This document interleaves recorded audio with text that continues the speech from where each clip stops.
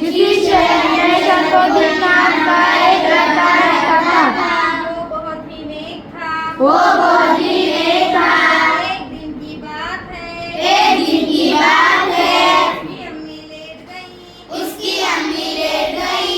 फिर शरफुद्दीन को आवाज दी। फिर शरफुद्दीन को आवाज दी और पानी लाने को कहा। और पानी लाने को कहा। शरफुद्दीन जब पानी लेकर आया तो देखा अम्मी सो गई हैं। शरफुद्दीन जब पानी लेकर आया तो देखा अम्मी सो गई है। उसने अम्मी को जगाना मुनासिब नहीं समझा।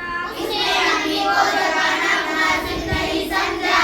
वो पानी का प्याला लेकर पास ही खड़ा हो गया। वो पानी का प्याला लेकर पास ही खड़ा हो गया। जब अम्मी जागेंगी तो मैं पानी पिलाऊंगा। कि जब अम्मी जागेगी तो मैं पानी पिलाऊंगा। इस तरह आधी रात बीत गई। इस तरह आधी रात बीत गई। जब अम्मी जागी तो उसने शरफुद्दीन को पानी लिए खड़े देखा। जब अम्मी जागी तो उसने शरफुद्दीन को पानी लिए खड़े